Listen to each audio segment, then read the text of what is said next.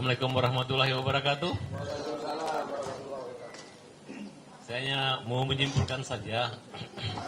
Sebenarnya simpel karena Pak Wakil Presiden Gibran kan pasangannya Pak Prabowo.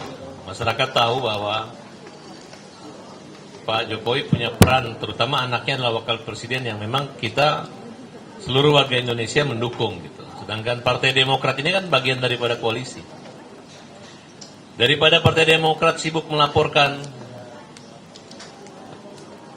ya karena dia merasa baper gitu, menurut saya lebih baik dia buktikan dengan membela pemerintahan ini dengan cara-cara meluruskan gitu. Jadi nggak perlu kalau dia masuk berantem gitu, malah kalau perasaan dia merasa nggak berantem jadi berantem beneran gitu. Itu aja mungkin dari saya. Jadi kalau memang Pak SBY, Pak AHY ya merasa pernah berjasa bagian daripada kerjasama mendukung Prabowo Gibran dan diangkat sebagai menteri di zaman Pak Jokowi, ya, harusnya jewer tuh telinganya Roy Suryo gitu. Suryo, kau ini pernah jadi menteriku loh. Kalau begini caranya kau mau obok-obok, biar bagaimanapun pimpinan kita, presiden maupun wakil presiden, itu ada bagian satu kesatuan. Hingga terciptalah kabinet yang dimana adalah AHY sebagai menteri kelompok Demokrat. Gitu. Kalau melapor-lapor gini kan jadi panjang, jadi besar. Nah di sini saya melihat, saya menggunakan bahasa kurang dewasa. Nah, kan tidak ada salahnya juga. Kalau artinya membela Pak Jokowi sama membela ayah wakil presiden. Ya kalau dulu masa lalu Pak Jokowi misalnya bagian daripada PDIP dan mereka bermasalah dengan Demokrat, ya harusnya sudah selesai. Karena bagian itu adalah yang mengantar Partai Demokrat maupun wakil menteri, kan kira-kira seperti itu. Nah jadi di samping kita akan terus membela, ya, meluruskan, kita masyarakat harus tahu bahwa ini arahnya jadi yang berantem kita gitu. Bisa-bisa ini jadi masalah besar yang menurut saya sangat mengganggu. Justru awalnya dia ingin mengklarifikasi tidak menyerang Pak Jokowi, ini adalah serangan gitu. Ya tinggal lihat aja, bisa menang gak lawan kita. Setuju, semangat ya semua. Itu aja menurut saya. Jadi harus semangat terus dan perlu kedewasaan gitu. Jadi kalau memang Pak AHY nanti mau ikut bersaing dengan Bang Gibran, ya gimana? Artinya kedewasaan itu penting gitu. Karena kedewasaan itu bisa dilihat. Jadi ibu-ibu, saran saya, ibu nggak usah khawatir gitu. Tenang aja gitu. Apalagi bapak-bapak ibu ini kan orang-orang media. Apa yang disampaikan itu memang benar. Saya juga pernah ngomong seperti itu. Sampai hari ini pun saya ngomong. Kok hampir semua orang Partai Demokrat yang ngomong, tidak ada sedikit pun kepedulian, empati, atau aduh kami merasa begini. Kalau tidak membela diam aja, ini malah menyerang orang-orang yang mendukung membela Pak Jokowi gitu. Makanya Farhad Abbas juga turun gunung ini bang.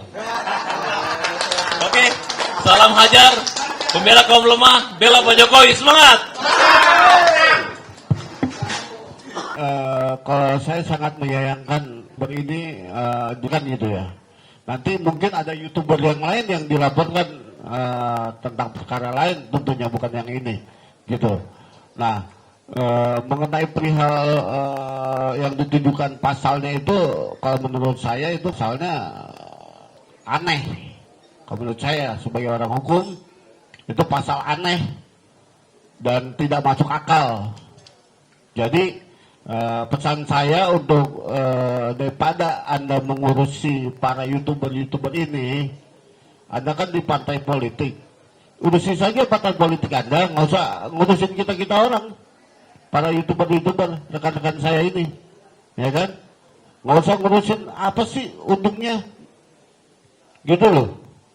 Mendingan kalian benahi untuk pilpres nanti di 2029. Udah itu aja tujuan kalian. Ngapain untuk lapor-lapor segala macam? Aduh, kalian itu ngapain? Kurang kerjaan. Saya bilang kurang kerjaan. Sekali lagi nih saya bilang, kurang kerjaan kalian. Cukup. Terima kasih dari saya. Dan satu kata terakhir, Maju terus, pantang mundur. Ya, terima kasih teman-teman semua dan juga aliansi relawan Prabowo Gibran Jokowi dan teman-teman YouTuber, podcaster yang hadir pada hari ini, sore ini. Dari stasiun TV ya, teman-teman juga dari media online telah hadir bersama-sama mendengarkan semua pernyataan-pernyataan dari mereka sudah disampaikan untuk itu. Dan kami berharap bahwasanya apa yang telah diungkapkan oleh teman-teman kita ini bisa menjadi suatu perbandingan informasi gitu. Dan saya berharap bahwasanya masalah ini tidak berlanjut ya dan bisa diselesaikan secara kekeluargaan untuk itu. Baik, sebelum kami akhiri, saya atas nama seluruh teman-teman di sini mengucapkan terima kasih banyak dan kita terus keep in touch dan terus menggelorakan dan mengamplifikasi kebenaran dan bukan pembenaran. Terima kasih dari saya, mohon maaf apabila ada kata-kata yang salah, karena saya sebagai manusia biasa dan teman-teman juga sebagai manusia biasa, pasti ada hilaf dan salahnya. Terima kasih. Wabillahi taufiq wal hidayah. Wassalamualaikum warahmatullahi wabarakatuh.